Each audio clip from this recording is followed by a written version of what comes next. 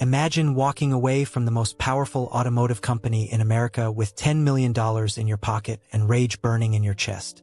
That's exactly what Walter Percy Chrysler did on March 25, 1920. He didn't just resign from General Motors. He detonated a bomb that would reshape the entire American automotive industry. The man who had transformed Buick from a money-losing disaster into GM's crown jewel, who had become the highest-paid executive in the corporation, simply walked out the door. And the reason? Pure, unfiltered betrayal. But here's the twist that makes this story absolutely explosive. That betrayal didn't destroy Walter Chrysler. Created him. Within 4 years, he would launch a car company that bore his own name, introduce a revolutionary automobile that would sell 32,000 units in its first year, and become the third titan in America's automotive Big Three. The Chrysler Corporation exists today because one man refused to let backstabbing and broken promises be the end of his story. Before we dive into how betrayal forged an empire, hit that subscribe button for Motor Chronicles because we're about to take you on a wild ride through automotive history you won't find anywhere else. Now, before we continue with this incredible story, I want to know, where are you watching this from? Drop a comment below telling me your city and country. Are you watching from Detroit, the Motor City itself? Maybe from across the Atlantic in Europe? Or perhaps from somewhere completely unexpected? I love hearing from our global community of car enthusiasts, so let me know in the comments right now. Let's roll back to 1920. General Motors was already becoming the unstoppable giant of the automotive world, but it was a giant with a deeply fractured leadership. At the helm sat William Crapo Durant, a man whose personality was the polar opposite of Walter Chrysler's methodical precision. Durant was a dreamer, a gambler, a salesman so charismatic that Chrysler himself later admitted Durant could coax a bird right down out of a tree. But charisma doesn't balance budgets, and Durant's management style was chaos incarnate.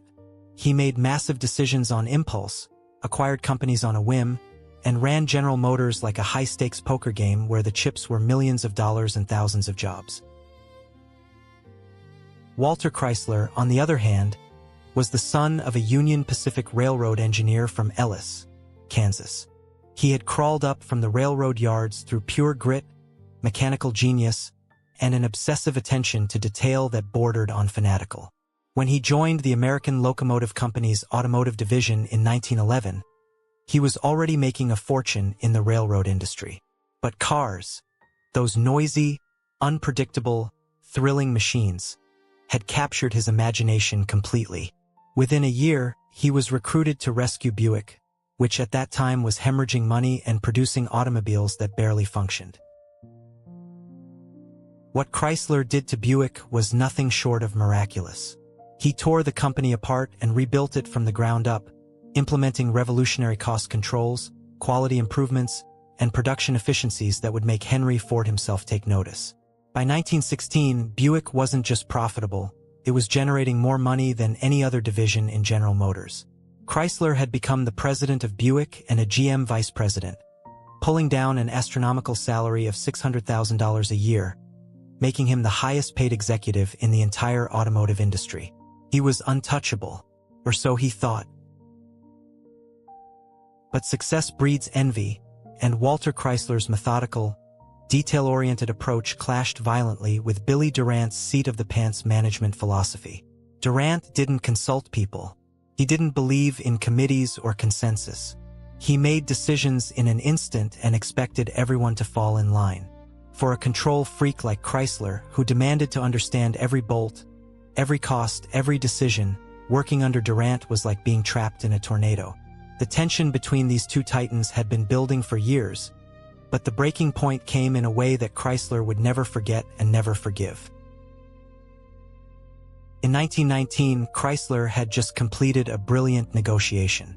He had worked out a deal with the Fisher Body Company that would save Buick nearly $2 million every year on frame manufacturing. It was the kind of cost-saving masterstroke that had made Buick so profitable in the first place. Chrysler was proud of the deal. He had presented it to Durant. Everything seemed approved and ready to go. Then came the civic meeting in Flint, Michigan, where Walter Chrysler's world exploded. Billy Durant stood up in front of business leaders and city officials and casually announced that General Motors was going to build its own frame factory. He made this declaration without consulting Chrysler, without acknowledging the deal Chrysler had just negotiated, without even having the courtesy to inform the man who ran Buick that his months of work had been rendered completely worthless. It wasn't just a business decision. It was a public humiliation. It was a message that said, clear as day, your expertise doesn't matter. Your negotiations don't matter. You don't matter. For Walter Chrysler, a man who had clawed his way up from the railroad yards through sheer competence and unrelenting work, that humiliation was unforgivable. It wasn't about the money, he was already wealthy. It wasn't even about the factory. GM had every right to build its own facilities. It was about respect. It was about trust. And Billy Durant had shattered both in front of an audience. The relationship, already strained to its breaking point, was over. Within weeks, Chrysler informed Durant that he was resigning, effective immediately. But here's where the story gets even more interesting. Durant, recognizing that losing Chrysler would be catastrophic for Buick and for General Motors, made a desperate counteroffer. He offered Chrysler a staggering $10 million, roughly equivalent to over $150 million today, if Chrysler would stay on for another 3 years. It was an offer that most men would find impossible to refuse, a fortune that could set up generations of a family in luxury forever. And Walter Chrysler looked Billy Durant in the eye and said yes, but only because he knew Durant's days at General Motors were numbered. Chrysler took the deal, but he didn't stay for 3 years. He couldn't. Working under Durant had become intolerable. By April of 1920, just weeks after the frame factory debacle, Walter Chrysler walked out of General Motors forever. He later received his $10 million payout, but the money was cold comfort compared to the burning desire for vindication that now consumed him. He had been betrayed, humiliated, and pushed out of the company he had helped build into a powerhouse. Billy Durant had made the biggest mistake of his career. Ironically, Durant himself would be forced out of General Motors by the end of 1920 after a stock market speculation disaster nearly destroyed the company. The bankers who rescued GM demanded Durant's resignation, and the charismatic dreamer who had founded and lost control of General Motors twice would fade into obscurity. But Walter Chrysler, his story was just beginning. That $10 million would become seed money for a revenge plot that nobody saw coming. Chrysler had no intention of retiring to a quiet life of wealth and leisure. He was 45 years old, at the peak of his abilities, and he was angry. What happened next would prove that sometimes betrayal isn't an ending. It's a beginning. The fired genius of General Motors was about to show the automotive world what happens when you humiliate a master craftsman. He was about to rescue dying companies, revolutionize engineering standards, and launch an automobile that would make Billy Durant and General Motors look over their shoulders in genuine fear. The Chrysler Corporation was coming, born from $10 million and an unquenchable thirst for revenge. And nothing, not Ford, not GM, not anyone, was going to stop him. Walter Percy Chrysler was born on April 2, 1875, in Wamego, Kansas, a dusty frontier town 35 miles west of Topeka, where train robberies were common and bison still occasionally blocked the railroad tracks.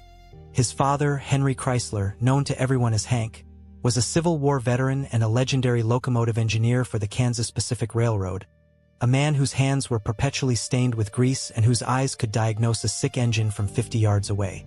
His mother, Anna Maria Brayman Chrysler, was a tough German immigrant woman who ran the household with an iron will and made sure her children understood that survival required work, discipline, and an unshakable belief that tomorrow could be better than today. When Walter was just 3 years old, the family moved to Ellis, Kansas, where Hank had secured a position with what would become the Union Pacific Railroad. It was in Ellis, in a small house near the railroad yards, that young Walter's obsession with machinery would ignite into an all-consuming fire. Childhood on the Kansas frontier in the 1880s was no picnic. The Chrysler family wasn't destitute, but they were far from comfortable, living on a railroad engineer's modest salary that had to stretch across 4 children. Walter was the 3rd child, though the second had died before reaching age 2. A brutal reminder of how fragile life was in that era. While other boys played baseball or went fishing, young Walter haunted the Union Pacific yards, mesmerized by the massive iron horses that his father commanded. He would watch for hours as mechanics tore engines apart and put them back together, memorizing every valve, every piston, every connecting rod. His fascination bordered on obsession, and Hank Chrysler recognized his son's gift but also feared it. Hank had dreams for Walter that didn't involve a lifetime of grease under the fingernails and the constant danger of working around massive machinery. He wanted Walter to be the first member of the Chrysler family to attend college, to escape the brutal physical labor of the railroad industry and become someone important, a lawyer, perhaps, or a businessman. Walter, however, had absolutely no interest in books or formal education.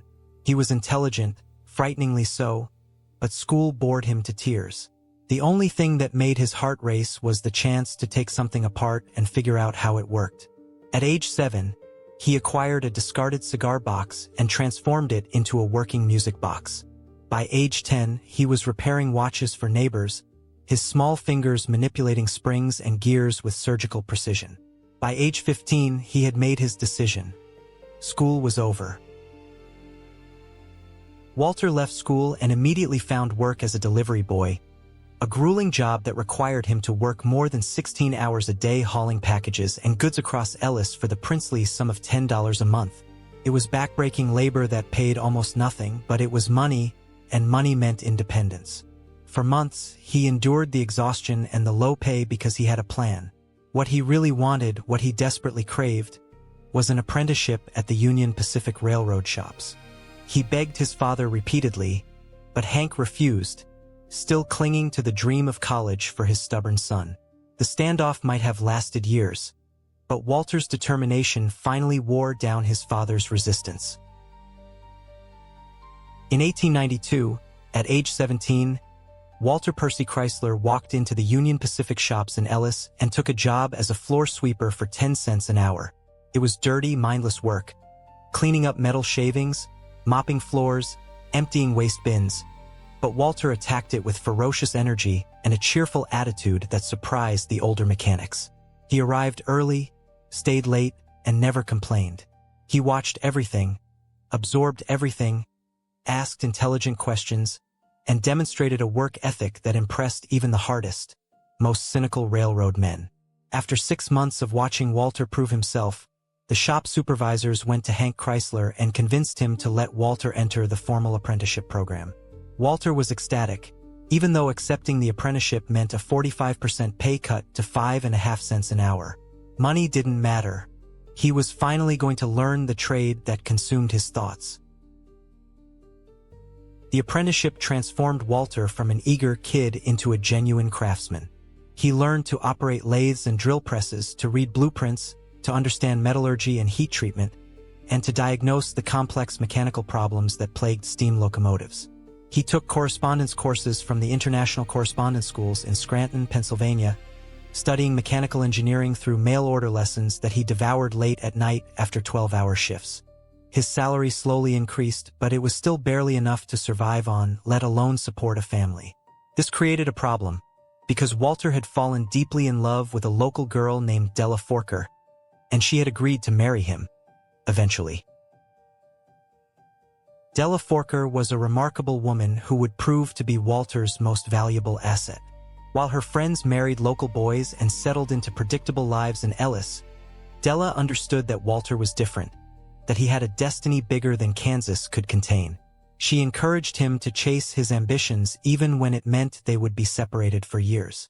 She waited patiently while Walter took a position as a journeyman mechanic with the Atchison, Topeka and Santa Fe Railroad in Wellington, Kansas, earning $1.50 per day.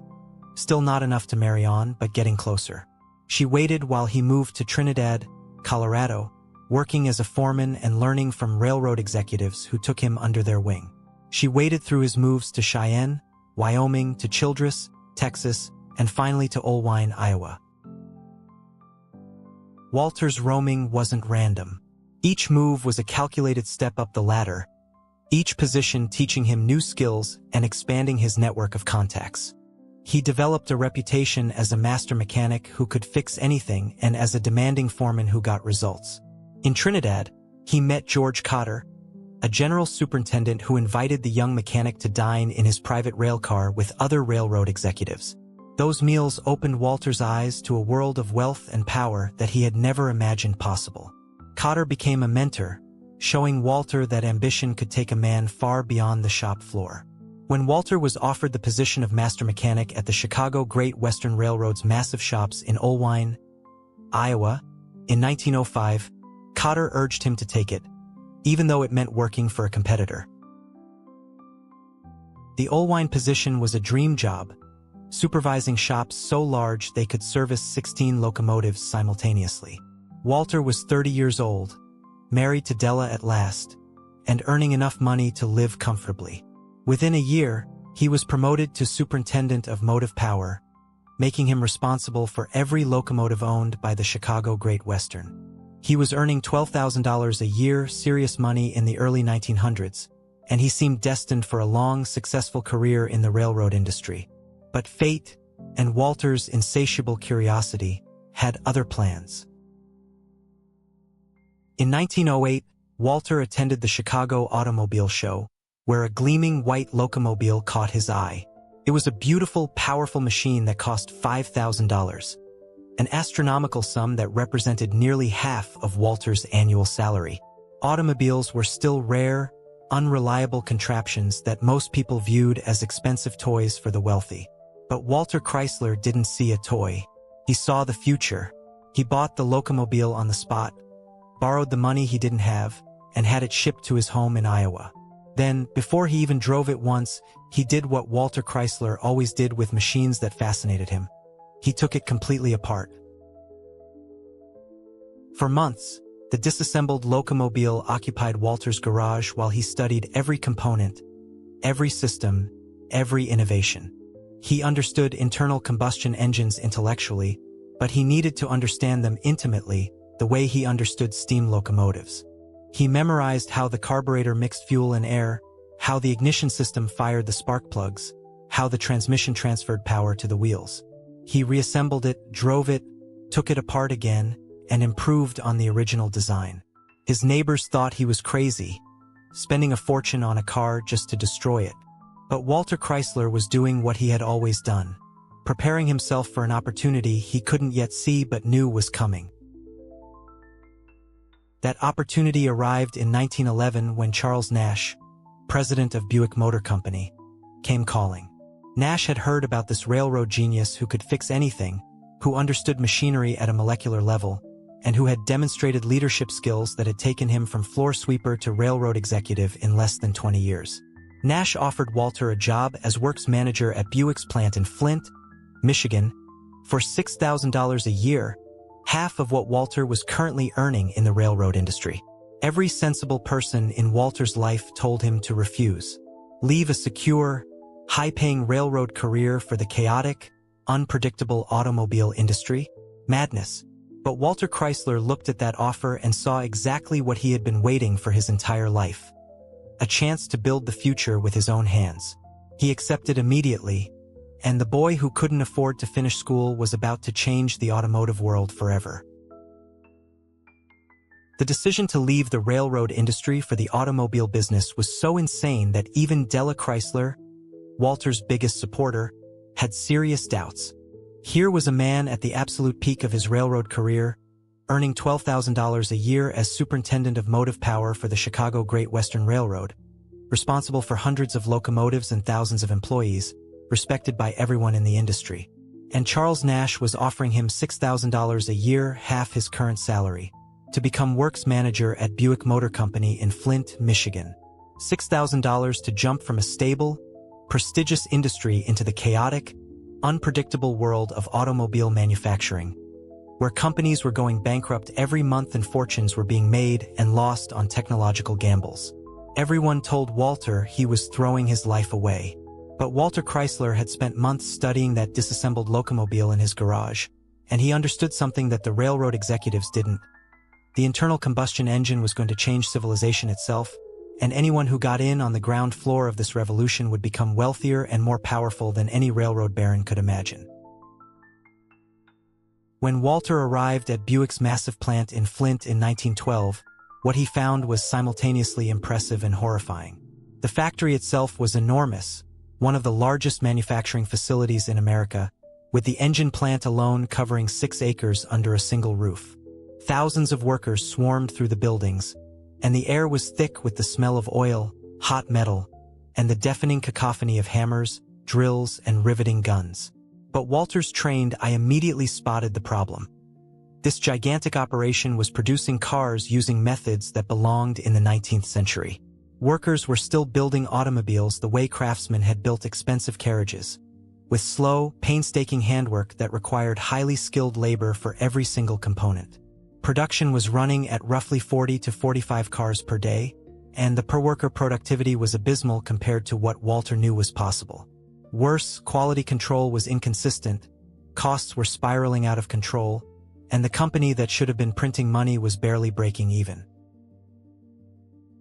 Charles Nash had hired Walter specifically to solve this problem, and Walter attacked it with the same ferocious energy he had brought to every challenge in his life. He spent his first weeks simply observing, walking the factory floor from dawn until midnight, studying every operation, timing every process, and talking to workers about the bottlenecks and inefficiencies they dealt with daily. What he discovered was that Buick had all the ingredients for success. Good engineers, dedicated workers, adequate facilities, but no system, no organization, no efficiency. The plant was chaos, with parts moving randomly between departments, workers waiting for components that should have been ready hours earlier, and each car being built as if it were a unique masterpiece rather than one unit in a mass production system. Walter had seen Henry Ford's revolutionary assembly line methods, and he understood that the future of automobile manufacturing wasn't about individual craftsmanship, it was about systematic efficiency. The transformation Walter implemented at Buick was nothing short of revolutionary. He reorganized the entire factory floor, creating specialized units where each department focused on a specific component or process. He introduced assembly line techniques that moved work to the workers instead of having workers move to the work. He standardized parts and processes, eliminating the expensive custom work that had made each car slightly different from the last. He invested in better machinery, improved lighting so workers could actually see what they were doing, installed fresh water systems so employees didn't have to drink from questionable sources, and hired full-time nurses to treat on-the-job injuries immediately instead of losing workers to preventable infections. These weren't acts of charity. Walter understood that healthy, comfortable workers were more productive workers. The changes he implemented weren't popular with everyone, especially the old-guard craftsmen who resented being turned into what they saw as factory drones. But the results were undeniable and dramatic. Within months, production at Buick exploded. Daily output soared from 45 cars to 200 cars, a more than 400% increase. Worker productivity doubled compared to major competitors. When Walter had arrived in 1912, Buick was selling roughly 20,000 cars per year. By 1916, just 4 years later, that number had skyrocketed to 124,000 cars, more than all the other General Motors brands combined. Buick wasn't just profitable anymore. It was generating the lion's share of GM's entire profit margin. General Motors' total profits had jumped from $7 million in 1913 to $28 million in 1916, and the vast majority of that increase came directly from Walter Chrysler's transformation of Buick. The automotive industry was watching in amazement, and Walter Chrysler's name was suddenly known in every boardroom in Detroit. But success came with complications, particularly when it came to Walter's salary. After 3 years of performing miracles on $6,000 a year, Walter walked into Charles Nash's office and delivered an ultimatum. Raise my salary to $25,000 or I quit. Nash was stunned. That was more than 4 times Walter's current pay. But James Starrow, the banker who had helped reorganize General Motors, convinced Nash that losing Chrysler would cost GM far more than $25,000. Nash agreed and Walter got his raise. Then, with breathtaking audacity, Walter immediately informed Nash that he wanted that salary doubled to $50,000 the following year. This was the kind of aggressive negotiation that would have gotten most executives fired, but Walter had the leverage of results that nobody could argue with. The situation became even more interesting in 1916 when Nash decided to leave General Motors to take over the Thomas Jeffrey Company, maker of the Rambler automobile, which he would rebrand as Nash Motors. Nash wanted Walter to come with him, to be his right-hand man in building a new automotive empire. It was a tempting offer, and Walter seriously considered it. But Billy Durant, who had just regained control of General Motors through brilliant financial maneuvering, got wind of Nash's recruitment efforts and made a counteroffer that was designed to be impossible to refuse. Durant offered Walter the presidency of Buick and a salary of $500,000 per year, the equivalent of roughly $15 million in today's money. It was a staggering sum that would make Walter one of the highest-paid executives in all of American industry. But Walter had learned to be cautious with Billy Durant, and he accepted the offer only on one non-negotiable condition. He would have complete and total control over Buick with absolutely no interference from Durant. Durant agreed, and on June 7, 1916, Walter Percy Chrysler became president of Buick Motor Company at age 41. In addition to his astronomical salary, he received shares of General Motors stock and was elected to the company's board of directors. The railroad mechanic from Ellis, Kansas, who had started his career sweeping floors for 10 cents an hour, was now running one of America's largest and most profitable manufacturing operations. He was sitting in boardrooms with the most powerful men in American industry. He had a mansion in Flint, another home in Detroit, and the financial security to provide for his family for generations. Walter had achieved everything that most men dream about, and he had done it through pure competence, relentless work ethic, and an almost superhuman ability to understand and optimize complex systems. But there was a problem lurking beneath this success, a problem that Walter couldn't fix with efficiency or organization. That problem was Billy Durant himself. Durant had promised not to interfere with Buick, but Durant's promises, Walter would learn, were about as reliable as a Model T on a muddy road. The collaboration between these two men, the methodical engineer and the charismatic gambler, was destined to explode. And when it did, it would cost General Motors their most valuable executive and give birth to one of GM's most dangerous competitors. The stage was set for betrayal. When Walter Chrysler walked through the gates of Buick Motor Company in September 1912, he was walking into what should have been a gold mine but was actually a disaster wrapped in potential. Buick was supposed to be the flagship of General Motors, the premium brand that would carry the entire corporation on its shoulders. Instead, it was a bloated, inefficient mess that was hemorrhaging money despite producing a decent product. The factories were disorganized, quality was inconsistent, costs were spiraling out of control, and morale was abysmal. Charles Nash had recruited Walter specifically to perform surgery on this dying patient, and Walter rolled up his sleeves with the enthusiasm of a man who had been waiting his entire life for exactly this challenge. The first thing Walter did was something that shocked the Buick executives. He shut up and watched. For weeks, he simply walked the factory floors from dawn until well past midnight, observing everything with those intense, analytical eyes that could dissect a problem like a watchmaker examining a broken timepiece. He talked to workers, asking them what slowed them down, what frustrated them, what they would change if they had the power. He studied the flow of materials through the plant, identifying bottlenecks where parts piled up waiting for the next operation. He examined the financial records with microscopic attention, finding waste and inefficiency in places that accountants had overlooked for years. By the time Walter was ready to act, he understood Buick better than men who had worked there for a decade. What Walter discovered was that Buick was suffering from a disease common to early automobile manufacturers. They were building cars using methods designed for luxury carriage production, not mass manufacturing. Each vehicle was treated as a semi-custom product, with skilled craftsmen hand-fitting components that should have been standardized and interchangeable. Workers spent hours filing and adjusting parts to make them fit properly instead of those parts being manufactured to precise tolerances in the first place. The plant layout was chaotic, with materials zigzagging back and forth across the factory floor in patterns that would make a logistics expert weep. Inventory was poorly managed, with expensive components sitting unused while production lines waited for parts that should have been readily available.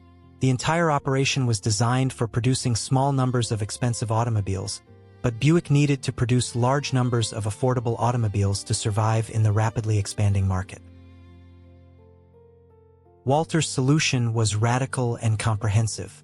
He reorganized the factory floor completely, creating logical production flows where work moved in straight lines from raw materials to finished automobiles. He implemented strict standardization of parts, eliminating the expensive and time-consuming hand-fitting that had been standard practice. He invested heavily in precision machinery that could manufacture components to exact specifications, reducing the need for skilled craftsmen to adjust every single part.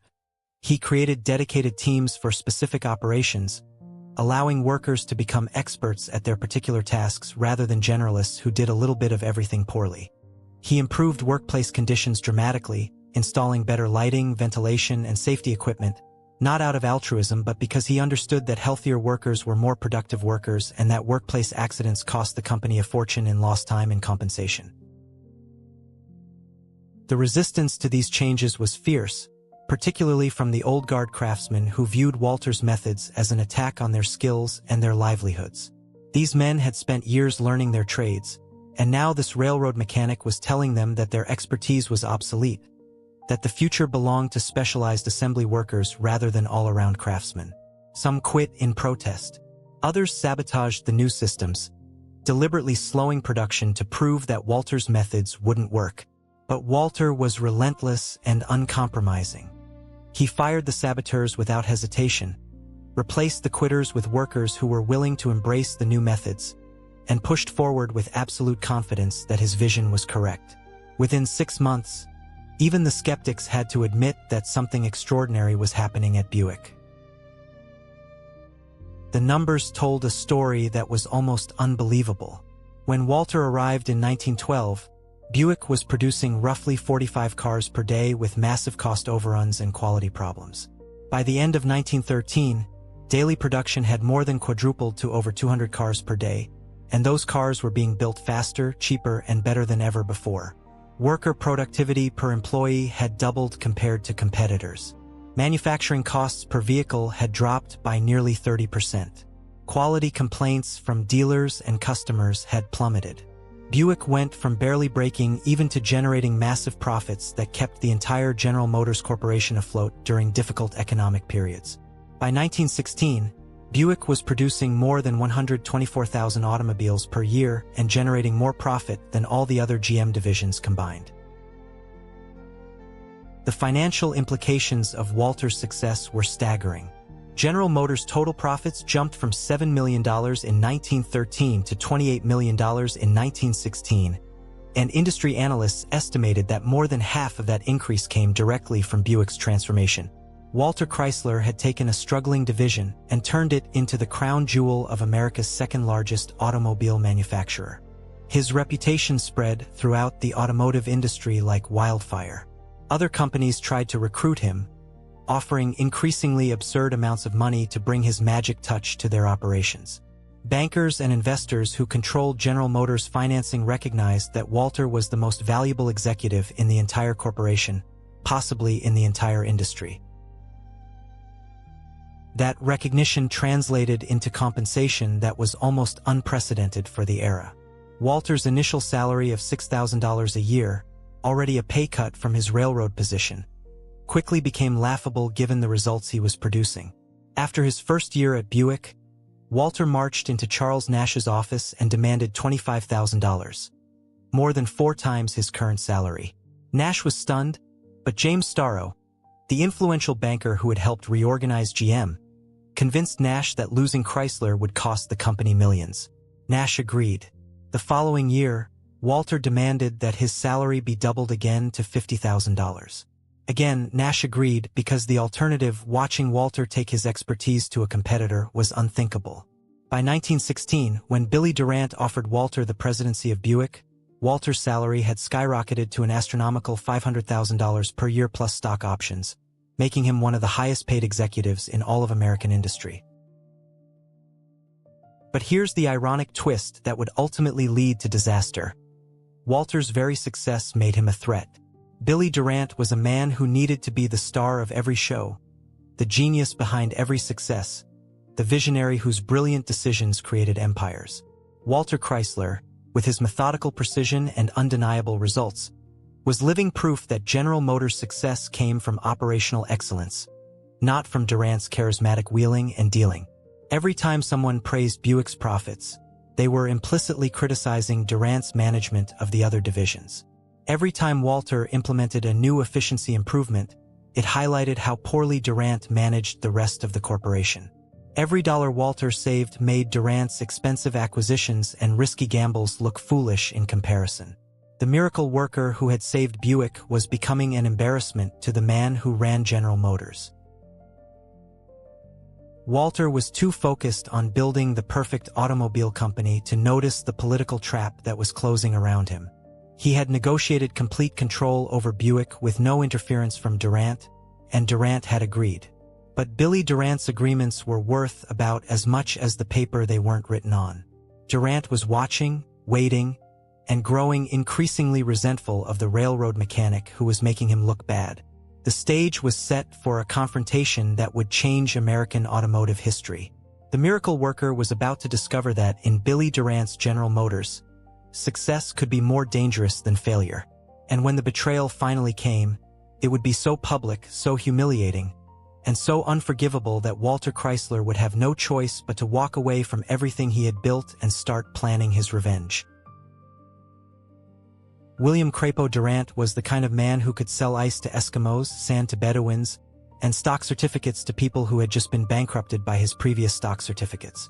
He was born in Boston in 1861 to a wealthy family that fell on hard times when his father abandoned them, forcing young Billy to grow up fast and learn that charm and salesmanship could open doors that money and breeding couldn't. By his early 20s, Durant had become a legendary salesman in Flint, Michigan, capable of convincing farmers to buy horse-drawn carriages they couldn't afford and didn't need. He had a smile that could light up a room, a handshake that made you feel like the most important person in the world, and a gift for oratory that could make the impossible sound not just probable but inevitable. Walter Chrysler himself, who despised almost everything about Durant, admitted that Billy could coax a bird right down out of a tree. It was the highest compliment Chrysler ever paid to a man he would eventually grow to loathe.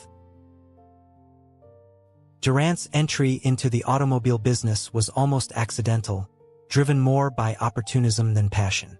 In 1904, a local Flint carriage maker named David Buick had created an automobile company that was producing interesting cars but hemorrhaging money at an alarming rate. Durant, who knew nothing about automobiles and cared even less about mechanical engineering, looked at Buick and saw not a struggling manufacturing operation but a spectacular opportunity for stock promotion and corporate empire building. He took control of Buick in 1904 and immediately began using it as a platform for his real genius: financial wizardry and corporate empire construction.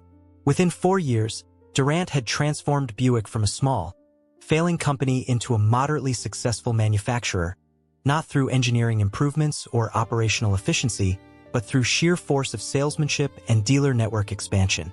By 1908, he was ready for his masterstroke. In September 1908, Billy Durant created General Motors Corporation, not as a manufacturing company, but as a holding company designed to acquire and consolidate smaller automobile manufacturers into one massive empire.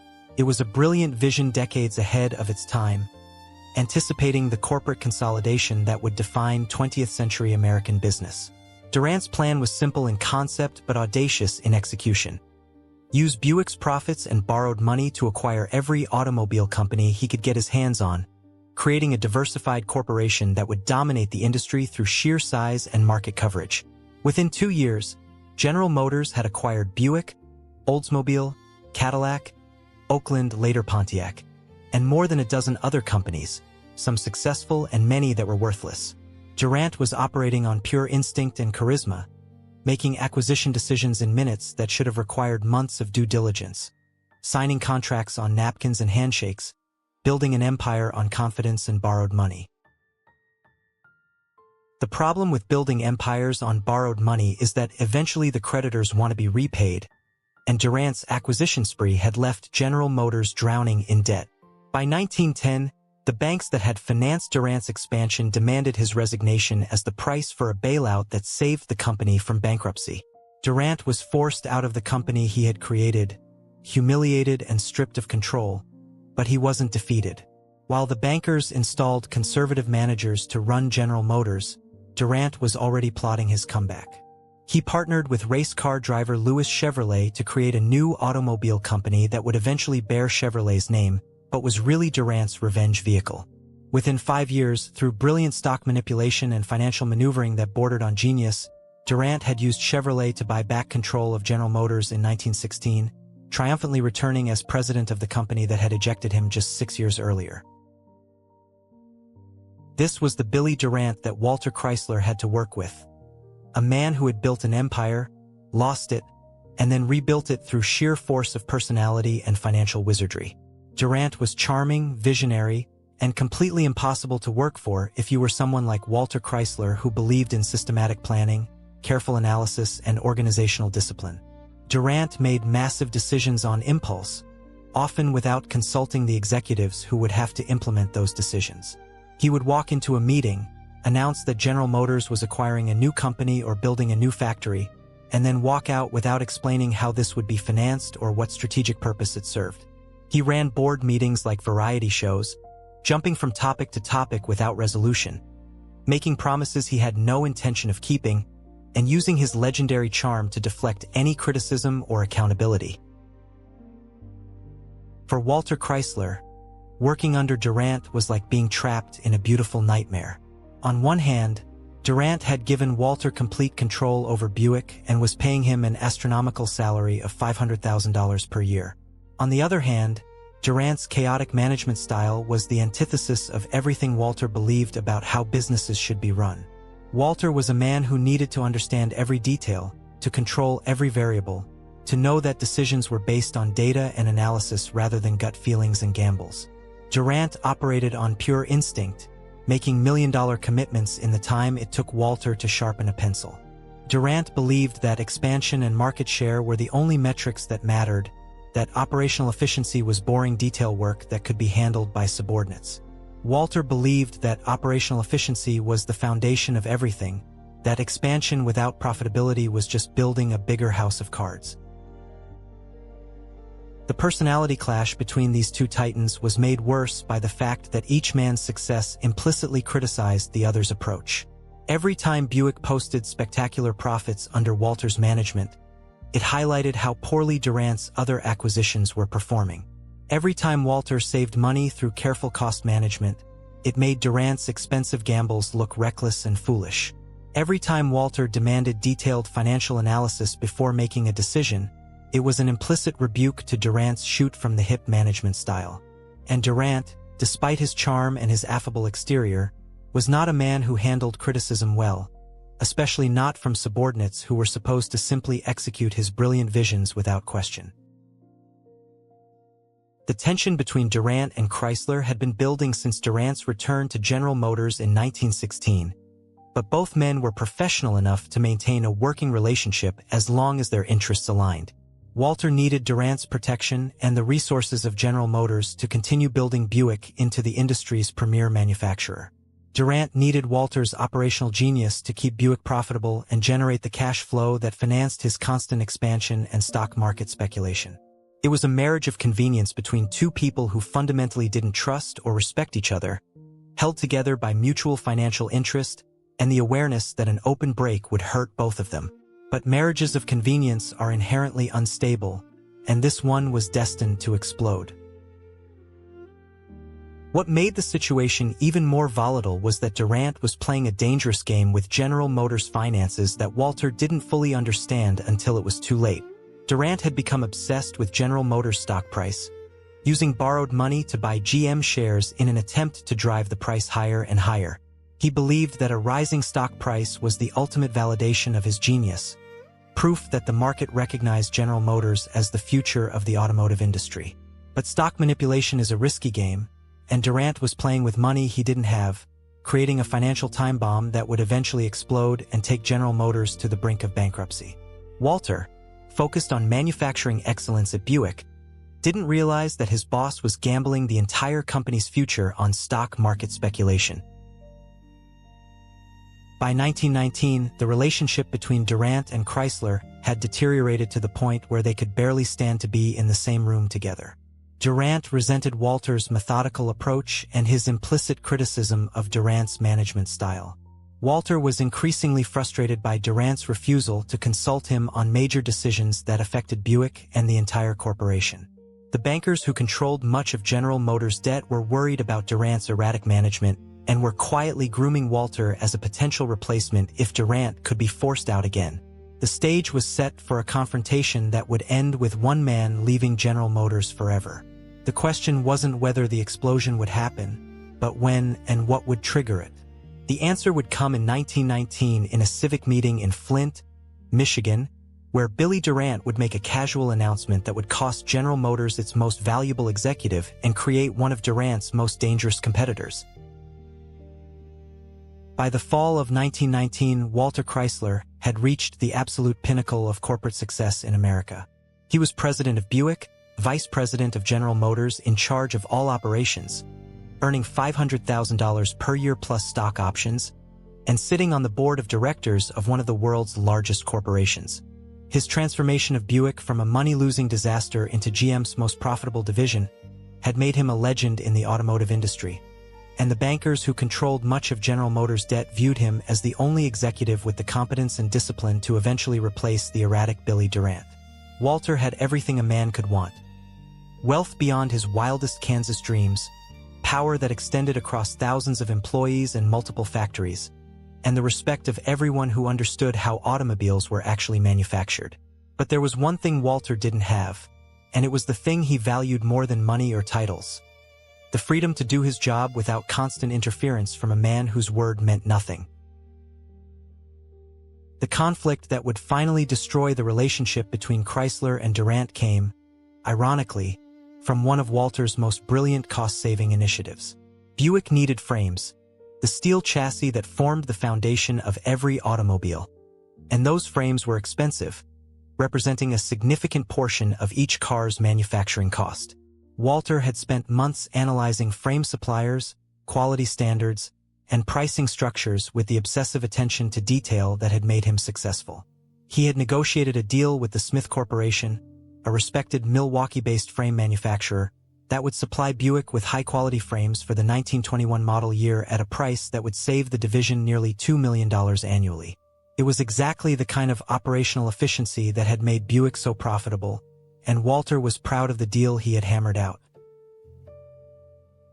Walter had presented the frame contract to Durant for approval, as was required for major supplier agreements. Durant had nodded, seemed to agree, and told Walter to proceed, or at least that's what Walter believed had happened. Durant was notorious for giving vague approvals that could be interpreted multiple ways, for saying yes when he meant maybe, and for agreeing to plans he had no intention of honoring. But Walter, who believed that men of business operated on handshakes and trust, took Durant's approval at face value and finalized the contract with Smith. The frames were ordered, the production schedules were set, and everything was proceeding smoothly. Then came the civic meeting in Flint, Michigan, where Billy Durant decided to make an announcement that would change automotive history. In late 1919, Durant attended a civic gathering in Flint with local business leaders, politicians, and community members who wanted to hear about General Motors' plans for the city. Flint was a company town, completely dependent on GM's success, and any announcement about expansion or new facilities was front-page news. Durant stood before the audience with his trademark charm and delivered what he thought was wonderful news. General Motors was going to build a brand new frame manufacturing plant right there in Flint, creating hundreds of jobs and bringing millions of dollars in investment to the community. The audience erupted in applause. Local politicians praised Durant's vision. Newspapers hailed the announcement as proof that General Motors was committed to Flint's future. It was a public relations triumph for Billy Durant, who basked in the adulation and congratulations. There was only one problem. Durant had never mentioned this plan to Walter Chrysler, the man who ran Buick and had just signed a contract with an outside supplier for those exact same frames. When Walter learned about Durant's announcement, not from Durant himself but from newspaper reports and excited colleagues, he was stunned, then furious, and finally devastated. This wasn't just a business disagreement or a strategic difference of opinion. This was a public humiliation designed to send a message that Walter Chrysler, despite his titles and his salary and his spectacular results, was ultimately irrelevant in Billy Durant's General Motors. Durant hadn't consulted Walter, hadn't informed him of the frame factory decision, hadn't even had the courtesy to warn him that the announcement was coming. Walter had negotiated a contract in good faith, believing he had Durant's approval, and now that contract was worthless. Worse, Walter looked like a fool who didn't know what his own company was planning, who had negotiated a deal that his boss was publicly contradicting.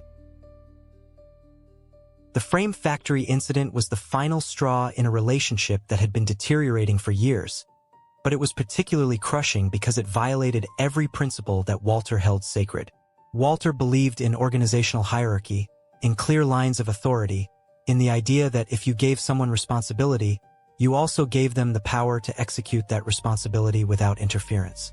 Durant had promised Walter complete control over Buick with no interference, and then proceeded to interfere constantly, making decisions that affected Buick without consultation, overruling Walter's judgments, and now publicly contradicting a major contract that Walter had negotiated.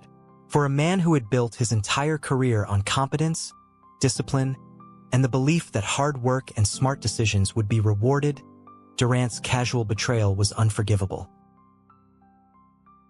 Walter confronted Durant about the frame factory announcement, and what followed was a conversation that both men would remember for the rest of their lives, though their versions of what was said would differ dramatically. Walter demanded to know why Durant had announced the frame factory without consulting him, why the Smith contract had been made worthless, why Durant had humiliated him in front of the entire Flint community. Durant, with his characteristic charm and evasiveness, tried to smooth things over, suggesting that the frame factory and the Smith contract could somehow coexist, that there had been some misunderstanding, that Walter was overreacting to what was simply a strategic decision made for the good of General Motors. But Walter wasn't buying it. He had heard Durant's excuses and rationalizations too many times before, and he was done. Within days of the frame factory announcement, Walter informed Durant that he was resigning as president of Buick and as vice president of General Motors, effective immediately. It was a bombshell that sent shockwaves through the automotive industry and terrified the General Motors board of directors, who understood that losing Chrysler would be catastrophic for the company's most profitable division. Durant, suddenly realizing that his casual betrayal had pushed Walter past the breaking point, tried desperately to repair the damage. He offered apologies, explanations, promises that things would be different in the future. When those didn't work, he did what Billy Durant always did when faced with a problem. He threw money at it. Durant made Walter an offer that was designed to be impossible to refuse. $10 million, roughly $150 million in today's money. If Walter would agree to stay at General Motors for 3 more years, it was an astronomical sum, a fortune that could set up multiple generations of the Chrysler family in permanent wealth. Most men would have taken the money, swallowed their pride, and endured 3 more years of Billy Durant's chaos. But Walter Chrysler wasn't most men. He looked at Durant's $10 million offer and saw it for exactly what it was. Hush money? A bribe designed to keep him quiet and compliant while Durant continued to run General Motors into the ground through financial speculation and erratic management. Here's where Walter made a calculation that was both brilliant and revealing about his character. He said yes to the $10 million, but with no intention of actually staying for 3 years. Walter had heard through the banking community that Durant was playing a dangerous game with GM stock, that the company was heading for another financial crisis, and that the bankers were going to force Durant out again just as they had done in 1910. Walter figured, correctly as it turned out, that he could take Durant's money, endure a few more months of humiliation, and then walk away when the inevitable collapse came. On March 25, 1920, just a few months after the frame factory debacle, Walter Percy Chrysler resigned from General Motors for the final time. He collected his $10 million, sold his GM stock back to the company, and walked away from everything he had built at Buick. He was 45 years old, wealthy beyond measure, and absolutely determined to make Billy Durant regret the day he had betrayed the best executive General Motors would ever have.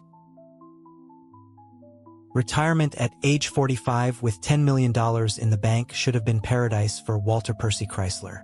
He had a magnificent home in Detroit, another in New York, investments that would support his family for generations, and the freedom to do absolutely nothing for the rest of his life if he chose. He could travel the world, pursue hobbies, spend time with his wife Della and their children, play golf, collect art, or simply sit on his porch and watch the world go by. Most men who had worked as hard as Walter had, who had climbed from railroad floor sweeper to the highest echelons of American industry, would have embraced retirement with enthusiasm. But Walter Chrysler was absolutely miserable, and within weeks of leaving General Motors, everyone who knew him could see that retirement was slowly killing him. The problem was that Walter had never learned how to not work. From the age of 15, when he had left school to become a delivery boy, his entire identity had been wrapped up in solving mechanical problems, improving manufacturing systems, and building things that hadn't existed before. Work wasn't something Walter did to earn money. It was who he was at his core. Without a factory to optimize, without workers to lead, without impossible challenges to overcome, Walter felt useless and empty. He would go to his office in Detroit every morning, sit at his desk, and stare at papers that didn't matter, making notes about automobile designs that no one would ever build. Della watched her husband spiral into depression and understood that unless Walter found something to challenge him, something worthy of his extraordinary talents, the greatest automotive mind of his generation was going to waste away in luxurious, meaningless retirement. Walter's reputation as the man who had transformed Buick and made it General Motors' most profitable division had spread throughout the automotive and financial communities. Every banker, investor, and desperate automotive executive in America knew that if you had a dying company and needed someone to perform a miracle, Walter Chrysler was the man to call. The phone calls started almost immediately after Walter left GM, with offers from companies large and small, established manufacturers and startups, all begging for his expertise. Walter turned them all down at first, partly because he was still angry about the betrayal at General Motors and partly because none of the offers seemed interesting enough to pull him out of his funk. Then, in February of 1920, just 2 months after leaving GM, Walter received a phone call that would change everything.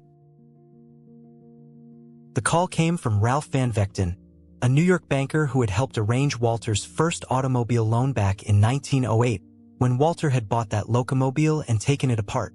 Van Vechten was calling on behalf of Willis Overland, one of America's largest automobile manufacturers, which was drowning in $50 million of debt and teetering on the edge of bankruptcy. John North Willis, the company's founder and president, was a brilliant salesman and promoter, but a terrible manager who had expanded too aggressively, borrowed too much money, and built too many cars that nobody wanted. The 1920 recession had hit Willis Overland like a freight train, and now the bankers who had financed the company's expansion were desperate to salvage something from the wreckage. They needed someone who could cut costs, improve efficiency, and turn Willis Overland around before it collapsed completely. They needed Walter Chrysler. Walter listened to Van Vechten's pitch with growing interest. Willis Overland was a mess, no question about it, but it was also a challenge worthy of his abilities. The company had good engineering talent, decent factories, and an established dealer network, all the raw materials needed for success. What it lacked was competent management and systematic organization, which happened to be Walter's specialty.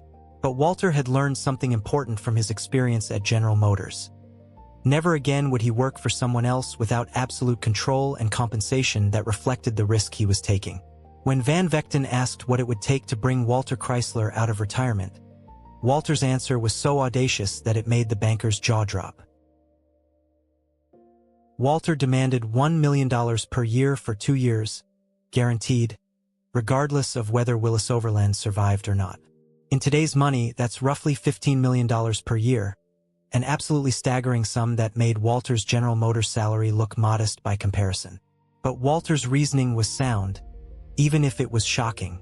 He explained to Van Vechten that his reputation was his most valuable asset, and that if he took on Willis Overland and failed to save it, everyone would remember the failure and forget his successes. The $2 million guarantee was insurance against that risk.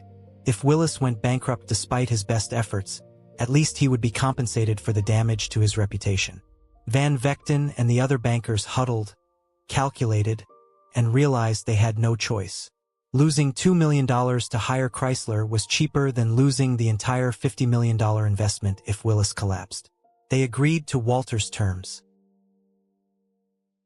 In February 1920, Walter Percy Chrysler came out of retirement after just 2 months and took the position of executive vice president of Willis Overland. He brought with him the same methodical approach that had saved Buick, immediately conducting a comprehensive audit of the company's operations, finances, and management structure. What he found was even worse than he had expected. Willis Overland had expanded mindlessly during the war years, building factories and acquiring capacity without any coherent strategy. The company was producing multiple models that competed with each other, parts were not standardized across different cars, quality control was virtually non-existent, and the accounting systems were so chaotic that nobody really knew how much money the company was losing. Worse, John North Willis himself was still making major decisions based on gut instinct and salesmanship rather than data and analysis. Walter attacked the problems with his characteristic intensity. He slashed the product line, eliminating unprofitable models and focusing resources on the cars that actually sold. He standardized parts across remaining models, dramatically reducing inventory costs and manufacturing complexity. He renegotiated supplier contracts, cutting costs wherever possible without sacrificing quality. He fired incompetent executives and promoted talented managers who had been languishing under Willis's chaotic leadership. He improved working conditions in the factories, installed better quality control systems, and reorganized the production lines using the same techniques that had worked at Buick. Within months, Willis Overland's hemorrhaging had slowed from a torrent to a trickle. Within a year, the company was approaching break-even. Within 2 years, Walter had reduced the debt from $50 million to $18 million. Still a massive burden, but no longer a death sentence. But there was a fundamental problem that Walter couldn't solve, and that problem was John North Willis himself. Willis was the company's largest shareholder and still technically in charge, and he resented Walter's systematic approach just as much as Billy Durant had resented it at General Motors. Willis wanted to make grandiose expansion plans and launch exciting new models based on his sales instincts. Walter wanted to consolidate, focus, and build a sustainable business. The two men clashed constantly, and by 1921, Walter realized that he would never have the complete control he needed to truly transform Willis Overland into the company it could become. He had saved the company from immediate bankruptcy and earned every penny of his $2 million. But he couldn't work with another charismatic dreamer who refused to listen to operational reality. As Walter was preparing to leave Willis Overland, another opportunity emerged that would prove even more important. A group of bankers approached him about an even more desperate case. Maxwell Motor Company, which was drowning in $26 million of debt and producing cars that almost nobody wanted. Most people thought Walter was insane to even consider taking on Maxwell after the exhausting battle at Willis. But Walter looked at Maxwell and saw something that Willis Overland had lacked: the potential for complete control. The bankers were so desperate that they were willing to give Walter not just management authority but actual ownership and a free hand to do whatever he thought necessary. This time, Walter wouldn't be working for someone else. This time, he would be building his own empire. And this time, Billy Durant and General Motors would learn what it meant to betray a genius. While Walter Chrysler was performing surgery on Willis Overland in 1921, another dying patient came crawling to his door begging for help. Maxwell Motor Company had once been a respected name in the automotive industry, producing solid middle-class automobiles that competed successfully against Ford and other manufacturers. But the post-war recession of 1920 had hit Maxwell like a wrecking ball, and the company's management had made a series of catastrophically bad decisions that left it drowning in $26 million of debt. Production had slowed to a trickle, Dealers were abandoning the brand in droves. Quality problems had destroyed consumer confidence, and bankruptcy seemed not just probable but inevitable. The bankers who had financed Maxwell's expansion were facing massive losses, and they were desperate enough to try anything, including hiring the man who was already earning $1 million per year to save Willis-Overland.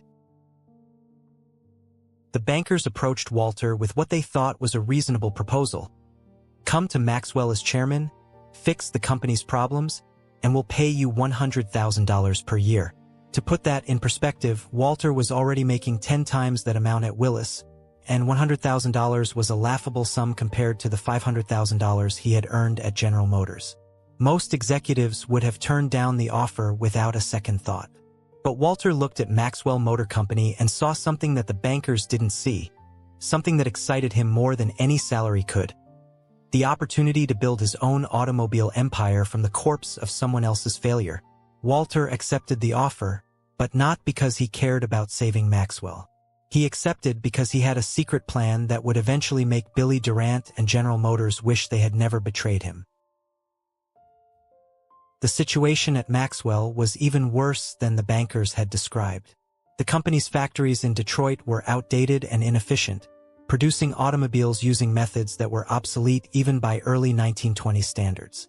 The Maxwell cars themselves weren't terrible, but they weren't good enough to justify their price in a market that was becoming increasingly competitive. Quality control was so poor that dealers were receiving cars with missing parts, misaligned doors, and engines that failed within weeks of delivery. The accounting systems were a disaster, with nobody really knowing how much money was being lost on each vehicle produced. Worker morale was abysmal because everyone knew the company was dying and that their jobs would disappear when Maxwell finally collapsed. It was exactly the kind of challenge that Walter loved, but this time he had no intention of simply fixing someone else's company and moving on. Walter implemented the same systematic approach he had used at Buick and Willis-Overland, immediately cutting costs, eliminating waste, and improving quality. He renegotiated supplier contracts, standardized parts to reduce inventory costs, and reorganized the factory floor to improve production efficiency.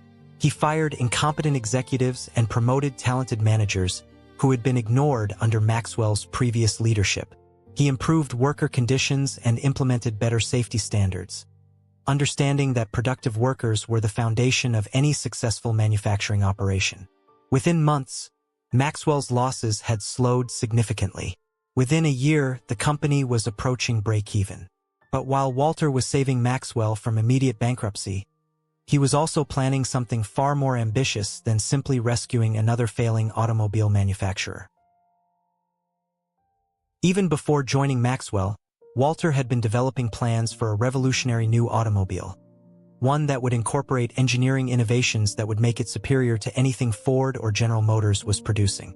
While still at Willis-Overland, he had secretly recruited 3 brilliant engineers from Studebaker, Fred Zetter, Owen Skelton, and Carl Breer, who would become known as the Three Musketeers of automotive engineering.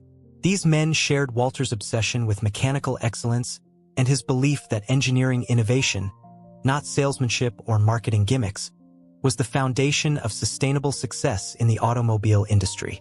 Together, they began designing an automobile that would combine advanced technology with affordability, a car that would prove Walter Chrysler didn't need General Motors to build something extraordinary.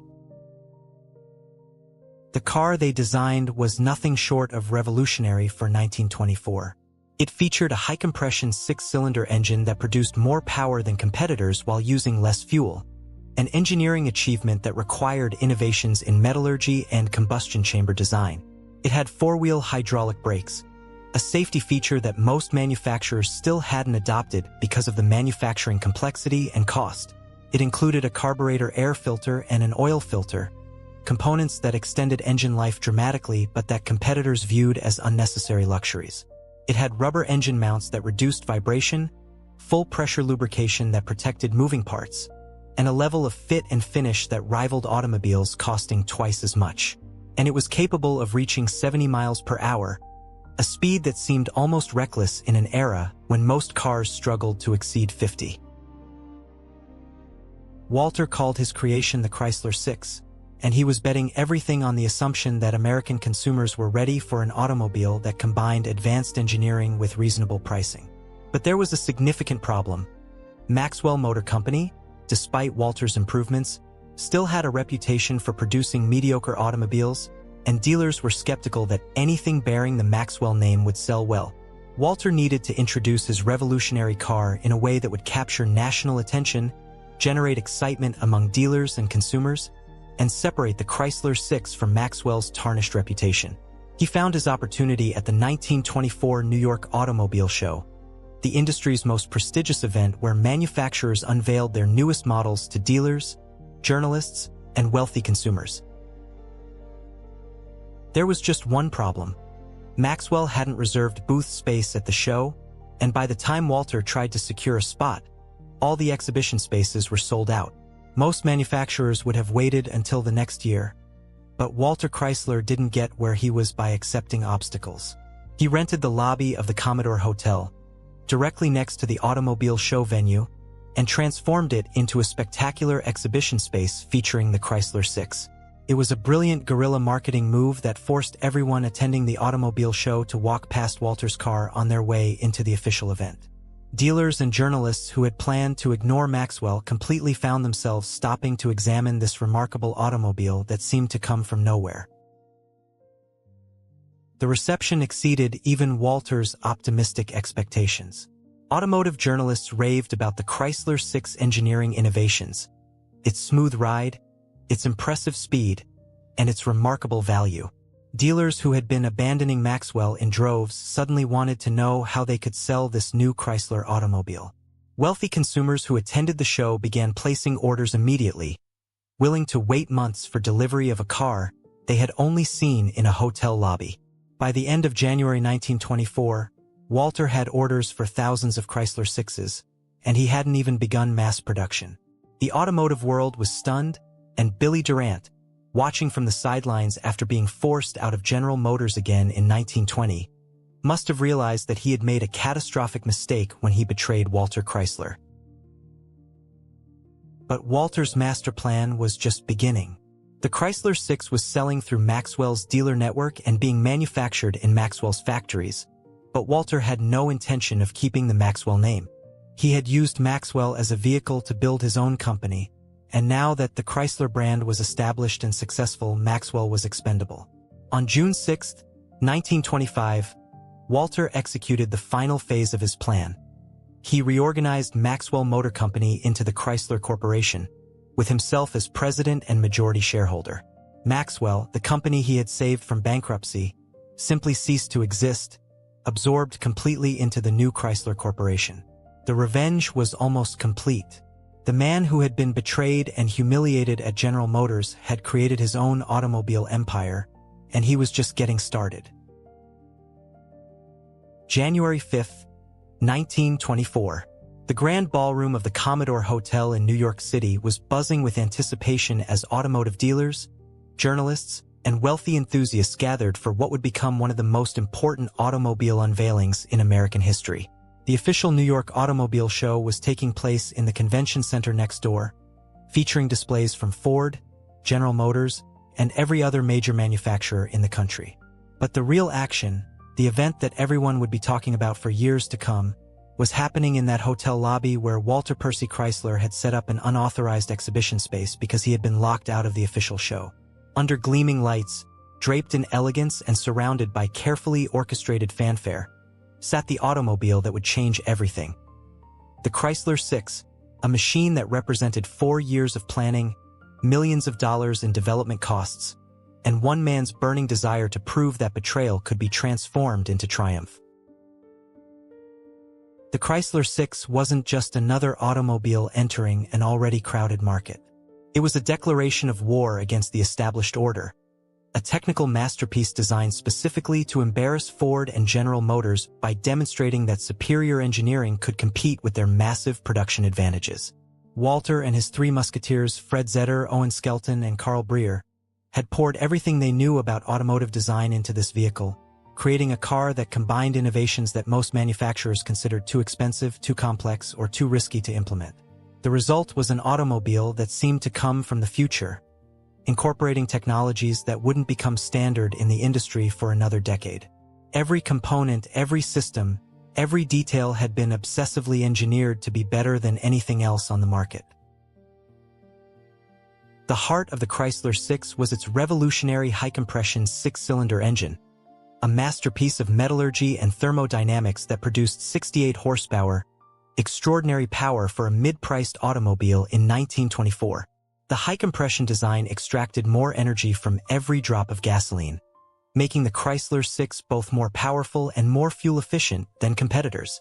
But achieving high compression required solving problems that had stumped other manufacturers for years, including preventing engine knock and managing the increased heat and pressure inside the cylinders. Walter's engineers had solved these problems through innovations in piston design, combustion chamber shape, and metallurgical advances that allowed components to withstand stresses that would destroy lesser engines. The result was an engine that could propel the Chrysler 6 to 70 miles per hour, a speed that seemed recklessly fast in an era when most automobiles struggled to exceed 50.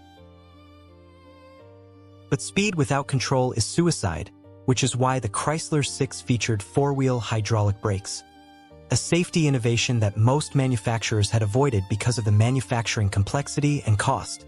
Traditional automobiles used mechanical brakes on only the rear wheels, relying on cables and levers that required constant adjustment and provided marginal stopping power. The Chrysler 6 hydraulic brake system used fluid pressure to apply braking force to all four wheels simultaneously, providing stopping power that was literally twice as effective as conventional brakes. It was a feature that high-end European luxury cars were just beginning to adopt, and here was Walter Chrysler putting it on a mid-priced American automobile. Automotive journalists who test-drove the Chrysler 6 were stunned by how quickly and smoothly it could stop, even from high speeds. It was the kind of engineering excellence that saved lives, and it was exactly the kind of detail that Walter insisted on even when his accountants complained about the cost. The innovations didn't stop with the engine and brakes. The Chrysler 6 featured a replaceable cartridge oil filter, the first American automobile to include this component as standard equipment. Most cars of the era had no oil filtration whatsoever, allowing dirt and metal particles to circulate through the engine and cause premature wear. The Chrysler's oil filter extended engine life dramatically, reducing maintenance costs and improving reliability. It included a carburetor air filter, another innovation that competitors considered an unnecessary luxury, which prevented dirt and dust from damaging the engine. It featured full-pressure lubrication to all moving parts, rubber engine mounts that reduced vibration and improved ride comfort, and a dashboard that included both temperature and fuel gauges, conveniences that most automobiles lacked. Every one of these features cost money to implement, but Walter understood that engineering excellence wasn't about cutting corners. It was about building something so good that customers would pay a premium price and recommend it to everyone they knew. The styling of the Chrysler 6 was equally impressive, with clean, elegant lines that looked modern and expensive without being ostentatious.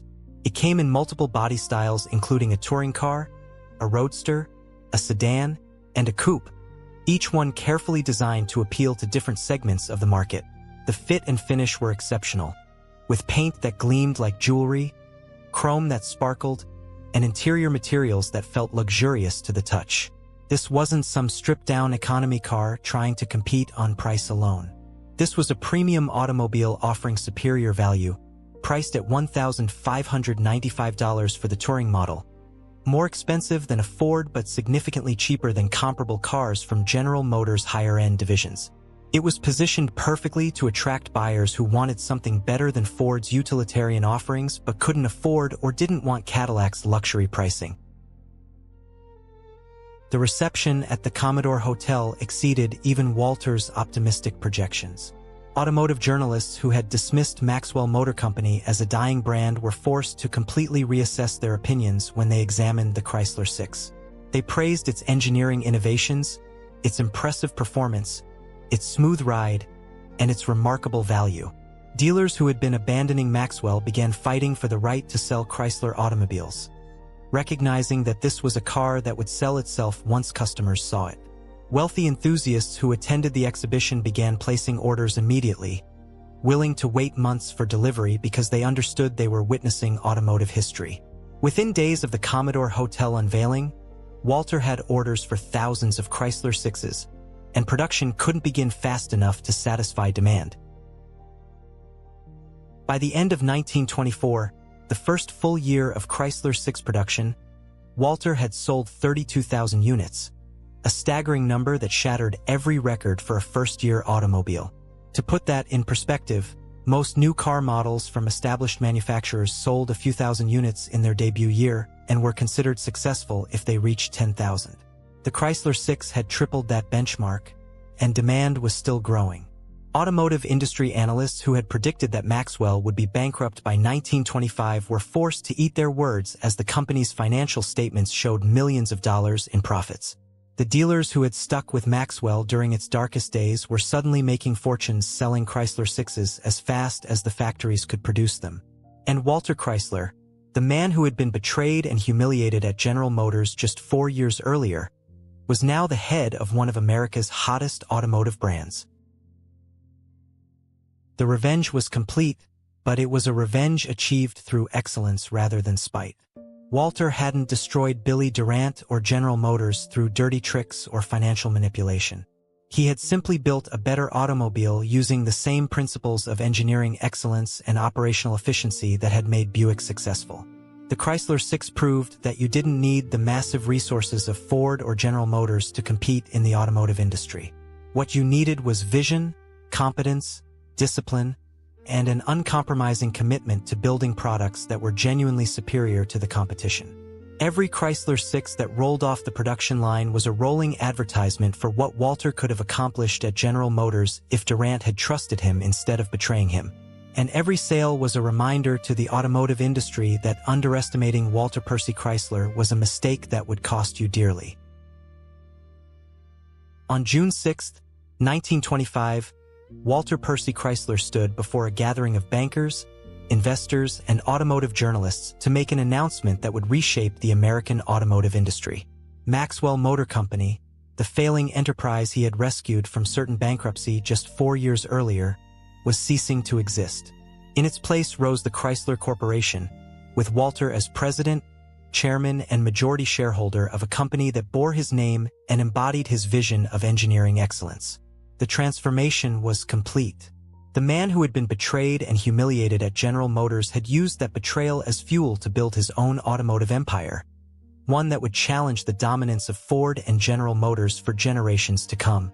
The revenge that began with $10 million and a burning sense of injustice had culminated in the birth of America's third great automotive titan. The speed of Chrysler Corporation's rise was nothing short of extraordinary, even by the explosive standards of the 1920s. In 1924, the first full year of Chrysler 6 production, the company sold 32,000 units and generated millions in profits. By 1926, that number had more than tripled to over 106,000 vehicles. By 1927, Chrysler Corporation had become America's fourth largest automobile manufacturer, surpassing established brands that had been in business for decades. The company's success was built on the same principles that had made Buick successful: engineering excellence, operational efficiency, and an uncompromising commitment to building products that were genuinely superior to the competition. Every Chrysler automobile that rolled off the assembly line was a testament to Walter's belief that quality and innovation would always triumph over corner-cutting and financial manipulation. But Walter wasn't satisfied with being fourth. He understood that to truly compete with Ford and General Motors, Chrysler Corporation needed to cover multiple price points in the market, offering vehicles for budget-conscious buyers as well as affluent customers. In 1928, Walter made the boldest move of his career. He acquired Dodge Brothers, one of America's oldest and most respected automobile manufacturers, for $170 million, the largest automotive acquisition in history up to that point. It was a massive gamble that terrified his bankers and shocked the industry, but Walter understood what others didn't. Dodge's engineering expertise, manufacturing capacity, and dealer network would give Chrysler the scale needed to challenge the Big Two. The acquisition instantly transformed Chrysler Corporation from a challenger brand into a legitimate member of the Big Three, capable of competing with Ford and General Motors across every segment of the market. The Dodge acquisition was followed by the introduction of two new brands that would define Chrysler's multi-tier strategy. In 1928, the company launched Plymouth, a low-priced automobile designed to compete directly with Ford's Model A and Chevrolet. Plymouth embodied Walter's belief that even affordable automobiles should incorporate advanced engineering and quality construction rather than being stripped-down economy boxes. Within a few years, Plymouth would become one of America's best-selling automobiles, proving that budget-conscious consumers appreciated quality and innovation just as much as wealthy buyers. The same year, Chrysler introduced DeSoto, positioned between Plymouth and Chrysler to capture middle-market buyers. With Plymouth, DeSoto, Chrysler, and Dodge, the corporation now offered vehicles at every price point, from affordable family cars to luxury automobiles, completing Walter's vision of a fully integrated automotive company. By 1929, just 9 years after walking away from General Motors in fury and humiliation, Walter Percy Chrysler had built an automotive empire that employed tens of thousands of workers, operated multiple manufacturing facilities across America, and produced hundreds of thousands of vehicles annually. Chrysler Corporation's market capitalization had soared into the hundreds of millions of dollars, and Walter himself had become one of the wealthiest men in America. But more importantly, he had earned something that money couldn't buy: vindication. The man who Billy Durant had dismissed and betrayed had proven beyond any doubt that his methodical, engineering-focused approach to automobile manufacturing was not just valid but superior to Durant's charismatic wheeling and dealing. General Motors executives watched with growing alarm as Chrysler Corporation ate into their market share year after year, capturing customers who wanted vehicles that offered genuine technical advantages rather than marketing slogans and flashy styling. The respect that Walter commanded in the industry was extraordinary and well-earned. In 1929, Time magazine named Walter Chrysler their Man of the Year, recognizing his contributions not just to the automotive industry but to American manufacturing as a whole. The article praised his journey from railroad mechanic to automotive titan, his rescue of multiple failing companies, and his creation of an empire built on engineering excellence rather than financial manipulation. That same era saw the construction of the Chrysler Building in New York City, which briefly held the title of world's tallest building and became an Art Deco masterpiece that still defines Manhattan's skyline today. The building was Walter's way of announcing that Chrysler Corporation wasn't just another automobile manufacturer. It was a permanent fixture in American business, a company built to last for generations. By 1937, Chrysler Corporation was producing 1 million vehicles per year and had achieved the impossible. It had surpassed Ford to become America's second-largest automobile manufacturer behind only General Motors. For a brief but glorious period, the company that had been born from betrayal was outselling the legendary Ford Motor Company, proving that Henry Ford's dominance wasn't inevitable and that smart management combined with engineering innovation could overcome even the most entrenched competitors. Walter had taken the lessons he learned at the railroads, refined them at Buick, perfected them at Willis and Maxwell, and applied them to build an automotive empire that would endure long after he was gone. The betrayal that Billy Durant inflicted in 1920 hadn't destroyed Walter Chrysler. It had freed him to become something greater than he ever could have been within General Motors' chaotic structure. Walter Chrysler stepped down as president of Chrysler Corporation in 1935 at age 60, though he remained chairman of the board until his death in 1940. He had spent nearly 50 years in manufacturing, from his teenage years as a railroad floor sweeper to his final years as chairman of one of America's largest corporations. His legacy wasn't just the company that bore his name but the principles he embodied. That competence matters more than charisma, that engineering excellence trumps marketing gimmicks, that systematic organization beats chaotic improvisation, and that betrayal doesn't have to be an ending, it can be a beginning. The story of Walter Percy Chrysler proves that sometimes the worst thing that happens to you can become the catalyst for your greatest achievements, as long as you have the courage to transform anger into ambition and humiliation into determination. Today, more than 80 years after Walter's death, the Chrysler brand continues as part of Stellantis, having survived depressions, recessions, bankruptcies, and multiple ownership changes. The company's path hasn't always been smooth, and it has faced challenges that would have destroyed lesser organizations. But the foundation that Walter built, the commitment to engineering innovation, the focus on providing genuine value to customers, the belief that quality manufacturing matters, remains embedded in the company's DNA. Every Chrysler vehicle on the road today is a descendant of that original Chrysler 6 that Walter unveiled in the Commodore Hotel lobby in 1924. The automobile that proved a betrayed genius could build an empire from nothing but talent, determination, and an unquenchable desire to prove his enemies wrong. If you've made it this far in Walter Chrysler's incredible journey, make sure you subscribe to Motor Chronicles because we're bringing you more untold stories from automotive history that will blow your mind. Hit that subscribe button, drop a comment telling us what you thought about Walter's incredible revenge story, and stay tuned for our next deep dive into the titans who built the automotive world we know today. Because sometimes the greatest victories come from the deepest betrayals, and sometimes the best revenge is simply building something so magnificent that everyone who doubted you has to watch in awe.